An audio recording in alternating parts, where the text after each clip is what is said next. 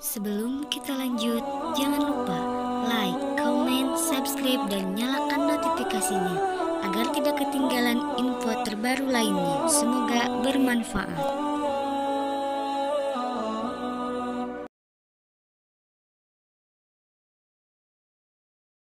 Ayo, saya mau cerita ya. Dulu waktu saya baru bergabung masuk Islam, lupa saya. Begitu saya menggebu-gebu, saya lupa. Ternyata kalau masuk Islam itu memang harus dipotong itu kerongkong. Jadi begitu saya bersyahadat, istri saya nggak mau masuk Islam pertama kali. Kamu aja Pak, saya nggak mau, saya mau pulang ke Manado. Ya jangan, sama-sama kita.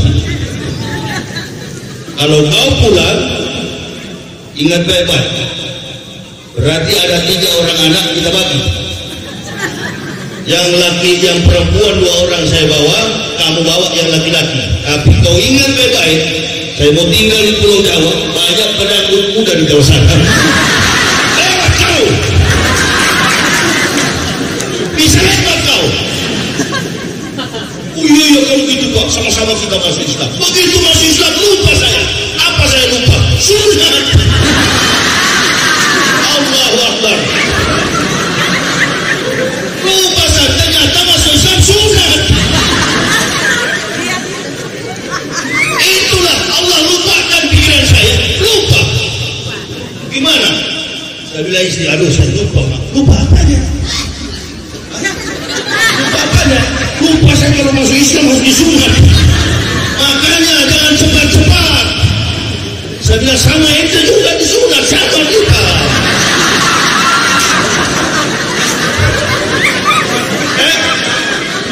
Begitu disunat, saya mau ke masjid, ditegur sama ketua MUI, Kiai Haji Yusuf Yamani, ketua MUI Kabupaten Boyolali.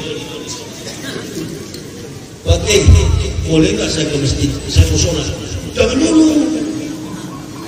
Bapak sunat dulu. Orang tidak boleh sholat kalau belum. Bukan masalah sholat. Tidak boleh masuk masjid kalau tidak sunat. Makanya saya jengkel betul sama Ahok itu. Dia bisa masuk masjid tanpa di.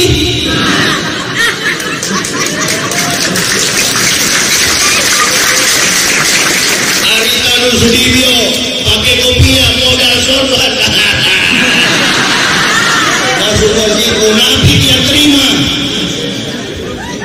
Bukan Ahok, bukan Hari yang salah. Siapa? Munafik. Tapi dulu waktu saya masuk Islam ada 2 golongan, mus dan kaf. Mus adalah muslim, kaf adalah kafir. Nah sekarang ini ada lagi yang baru, ada golongan baru, munafik. Yang sedikit-sedikit kalau muncul di TV jidatnya bulat begini nih. Bulat hitam begini. Lihat aja lah kalau muncul televisi selalu pakai map, datang kantor polisi, lapor. Di sana ada penghinaan, lapor. Di sana ada penghinaan, pasal sekian, ayat sekian. Dah tahu maksud saya? Yang jidatnya hitam, sisinya rapi. Innalillahi, bela ulama katanya. Bela iblis tahu. Orang dari kafir begini setia. Itu Perdana Menteri Israel sebelum dia mati, Ishak Rabin. Detik-detik terakhir dia akan mengembuskan nafas, ditangkap oleh malaikat maut. Apa komentar beliau? Lebih baik saya berhadapan dengan 1000 pembunuh daripada saya berhadapan dengan 1 orang munafik. Kata Ishak Rabin, lebih baik saya berhadapan dengan 1000 pembunuh daripada berhadapan dengan 1 munafik. Karena dia tewas di tangan pengawal pribadinya, Ishak Rabin. Perdana Menteri saya setelah itu Elhor Organ. Nah ini yang merusak, yang menggerogoti persatuan umat Islam. Kita berkumpul dengar nasihat dari mantan munafik. Ente baru belajar, saya sudah pensiun. Ente goyang saja sedikit, saya sudah tahu munafik besar itu. Orang saya sudah profesor di bidang itu. Hah? Tidak ada yang lebih ahli, antum baru belajar. Kenapa orang Islam jadi munafik? Walan tardoh ankal Yahud walan nasroh hatta tatabiya biladah. Yahudi dan Nasrani tidak akan berhenti. Dia lihat mana ini orang-orang yang potensi untuk kita buat jadi munafik. Mana orang-orang yang cocok untuk kita kerjakan, mana orang-orang yang pas untuk kita pasang mengadu domba. Makanya kemarin ada berita anak-anak muda membakar apa tuh? Bendera tauhid. Yang bakar itu dari golongan Banser. Ada yang mau pancing sama saya. Bagaimana tanggapan Ustaz? Enggak ada tanggapan saya. Karena yang membakar itu adalah orang Islam. Silakan demo, tapi serahkan kepada polisi, serahkan kepada aparat biar mereka yang menghukum. Akhirnya dihukum. Berapa hari Ustaz? 10 hari penjara.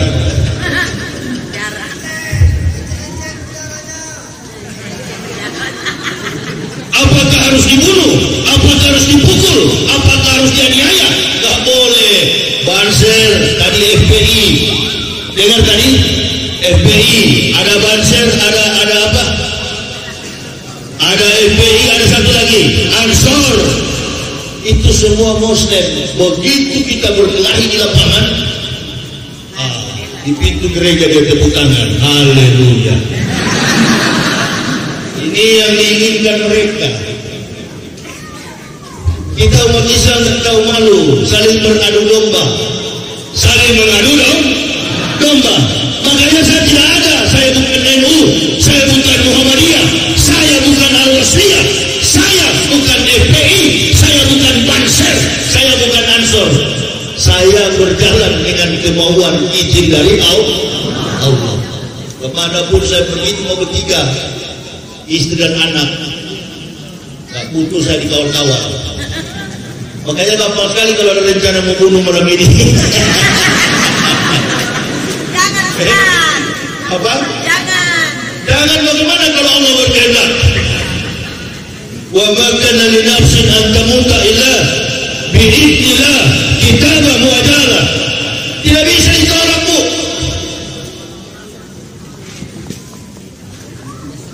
Sengaja saya lempar begitu, supaya saya mengukur sejauh mana di kemampuan iman Islam. Takut susah, takut miskin, takut kehilangan jabatan, takut mati, ubud dunia, rosukuli, motihati.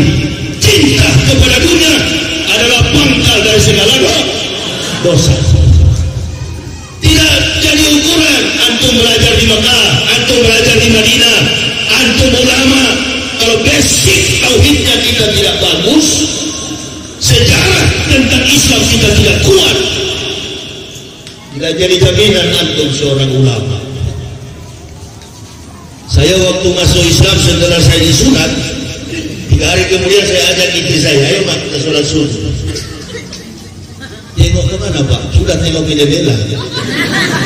Saya pikir di mana ada jendela kamar itu kitab. Karena saya sakit pakai sarung piram-piram begini, saya suruh istri saya, kawan, saya dari dulu pakai istri kawan, ente jadi imam, aneh jadi makmum. Berapa kali Pak? Udah, nggak sekian 20 kali. Pikir saya makin banyak sujud, makin banyak pahala. Ada kemana Pak? Tengok ke sana saya bilang, di jendela. Orang Islam pasti tengok jendela itu. Karena baru 3 hari masuk Islam, baru 3 hari, belum tahu apa-apa, belum tahu tuntunan sholat. Ada ke sana, sampai mus-musan dia. Dia baca Al-Fatihah itu, tapi dia nggak sampai Al-Fatihah. mulai lagi. Dia Al-Fatihah ditulis pakai Latin. Bismillahirrahmanirrahim. Saya bilang cepat sedikit. 20 kali kalau mau dorong ini besok sore selesai. Sujud saya tidak bisa sujud. Kenapa? Karena baru potong. Berdiri duduk, masa udah sujud berdiri. Kalau tahu, bahkan tidak pakai ruku, berdiri langsung ke bawah. Innalillahi. Begitu 20 rakaat, rupanya diintip oleh orang yang menuntut saya, Kiai Haji Umarun Sofa. Dia tengok dari pintu jendela kata Nako itu. Dia gedor pintu. Pak Yahya, kok tadi ibu sampai ngos-ngosan berapa kali? Saya bilang 20 kali Pak Kiai. Sholat subuh itu cuma 2 rakaat. Ini tuntunan sholat lengkap. Dikasihkan sama saya buku warna kuning, tuntunan sholat lengkap, doa dan wirid. Diberikan jam 5 pagi, setengah 10 pagi, Al-Fatihah sudah di luar kepala saya dan 17 ayat-ayat pendek. Di luar kepala saya. Di luar, kalau di dalam masih gini-gini, masih baca. Nah ini, kalau di dalam masih baca. Kalau. Ya sudah sekaligus saja orang Indonesia suka dangdut. Kalau ada satu beruntung. Itu kalau di dalam. Kalau sudah di luar, udahlah. Apapun pasti teringat, apalagi ayat-ayat Allah. Mana Kiai? Oh, begini ya. Hurufnya begini ya, kayak bahasa Ibrani ya. Ya Ustaz. Alif, bet, ba. Alif, bet, gimel, dalil, he, waw, syin, ket, tet, yod, kaf, lamen, mem, nun, samen, ayin, pusade, kofresi, syif, bau. Penulisannya pun dari kanan ke kiri. Makanya orang Yahudi kalau dia sembahyang dia mengucapkan syahadat Shema Israel Yahweh Elohenu Yahweh Echad. Dengarlah Israel, Tuhanmu adalah Yahweh dan Yahweh itu Echad, atau dalam bahasa Arabnya Ahad. Hampir sama. Orang Yahudi kalau bahasa hari-hari dengan orang Filistin, Palestina, dia menggunakan speak Arabik, bahasa Arab. Karena Ibrahim adalah orang Arab, dulu bukan namanya Arabik, bahasa Arabik, bahasa Arab yang dipakai oleh Ibrahim sampai kepada keturunan. Jadi kita mesti paham itu sejarah itu. Nabi Muhammad bukan Nabi yang baru. Nabi Muhammad sebelum datang ke dalam dunia ini sudah ratusan ribu tahun disampaikan oleh para Nabi. Karena khusus yang mengatakan akan datang Nabi Muhammad adalah Nabi Isa alaihissalam. Jadi bukan Nabi Isa di Kristen sana Yesus lakum diplugum waliyadin. Kalau kita bikin maulud, ada nggak Bapak Ibu lihat spanduknya foto Nabi Muhammad? Ada kali. Ada nggak? Kenapa Nabi Muhammad tunda ada fotonya? Karena di zaman beliau memang tidak ada tukang. Saya ada fotonya karena memang sekarang ada media, ada handycam, ada handphone, ada kamera yang bisa mengambil face, postur daripada manusia, jadikan sebagai gambar. Tapi di zaman dulu nggak ada. Karena timbul pertanyaan, kalau di zaman Rasulullah tidak ada tukang foto, bagaimana mungkin dengan Nabi yang 576 tahun sebelum Muhammad ada fotonya? Itu aja mau repot. Tanyalah sama orang Kristen, foto siapa ini? Itu foto artis Hollywood. Ya memang benar, yang bermain pada film The Passion of the Christ, penderitaan Kristus yang dirilis di Yerusalem, kemudian diusir oleh tokoh-tokoh Yahudi. Karena Yahudi mengatakan kami tidak pernah membunuh Yeshua HaMashiach. Cerita penyaliban Yesus Kristus adalah dongeng. Plus superstition becomes nonsense. Dongeng tambah tahyul sama dengan omong kosong. Kami tidak pernah menyalibkan satupun nabi. Orang Yahudi itu tidak menyalibkan nabi, tapi mereka membunuh 378 nabi. Jumlah nabi di dalam Islam ini bukan 25, 124.000. 123.999 nabi gagal. Yang berhasil terakhir datang yang bernama Ahmad bin Abdullah. Nabi Muhammad sallallahu alaihi wasallam dialah yang datang mengantarkan umat manusia kepada petunjuk kehidupan kekal. Kita bersyukur nenek moyang kita di Sumatera dulunya kafir, nenek moyang kita di Kalimantan dulunya kafir, nenek moyang kita di Pulau Jawa dulunya kafir, nenek moyang kita yang ada di Sulawesi dulunya kafir. Datanglah kaum mujarab, pedagang-pedagang dari Saudi Arabia memperkenalkan Islam kepada kita. Selamat Indonesia, diberkahi Indonesia. Karena ada orang Islam, pejabatnya Islam. Coba lihat ya, semua kepentingan, apalagi ini di tahun politik. Saya baru minggu lalu ceramah di Medan. Di daerah mana di kota Medan itu saya ceramah, lalu Pak Lurah seperti tadi memberi sambutan. Ustaz, ini adalah tahun politik. Saya diam-diam, tunggu kau. Begitu saya ceramah dan saya katakan, Pak Lurah, ini bukan tahun politik, ini adalah tahun kekacauan politik. Saling curiga kita kalau begini, saling curiga. Kenapa?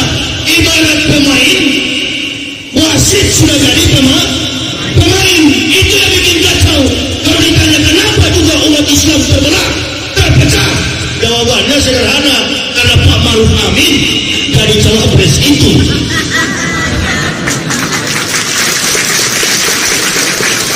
Sehingga ada yang pro Prabowo, ada yang pro Jokowi. Nah kita yang berkumpul begini, nggak usah banyak cerita. 2019 pilih Prabowo, takbir. Nggak usah pakai politik. Yang pilih Jokowi silakan, paling sedikit. Biar aja kau sakit hati di situ.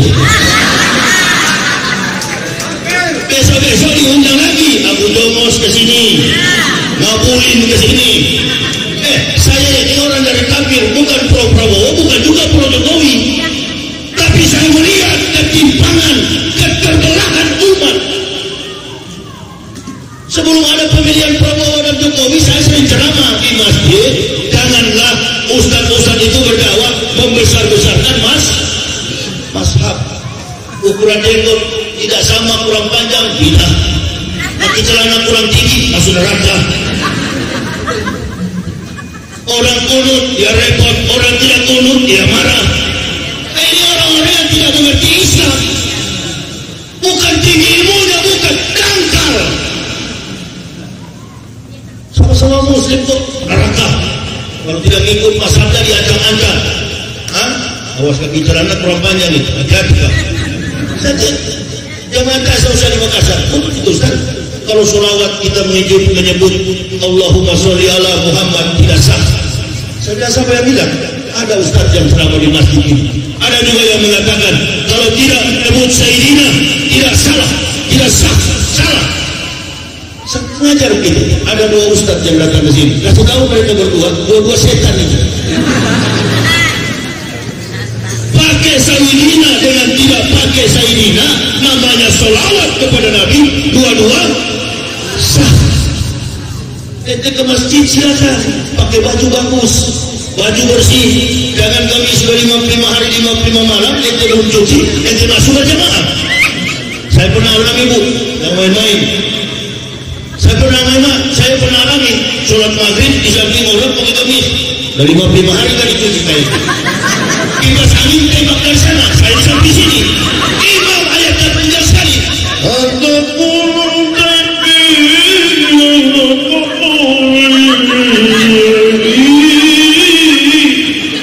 Saya di samping sudah mau makmum.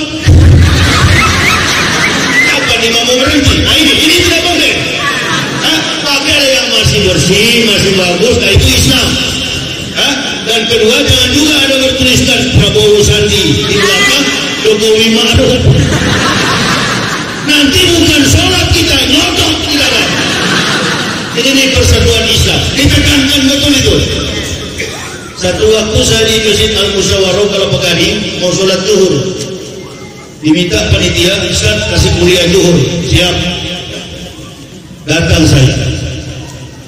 Jadi waktu datang saya sudah turun masjid. Di depan saya ini ada anak muda gendut hitam, pakai jeans agak sempit, nggak jauh, dia di depan, saya di belakang. Begitu dia duduk tawaruk salam, kelihatan lubang di sini.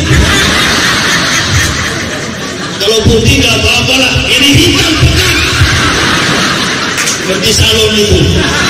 Kelihatan lubangnya. Waktu saya salam, astagfirullah. Terus saya sholat, saya tidur sini deh. Ente kalau menghadap Allah, ente menghadap lurah pakai baju sopan enggak? Sopan pak. Ini menghadap Allah. Anda lihat tadi belakangnya muncul lubang. Ya, lain kali kalau mau sholat pergi ke mihrab, bilang sama imam pinjamkan sarung. Tapi emang siapa? Gua mau ceramah, gua ustaz. Maafkan. Mau sama maaf, lu bersyukur lu. Yang di belakang bukan Bang Ipul.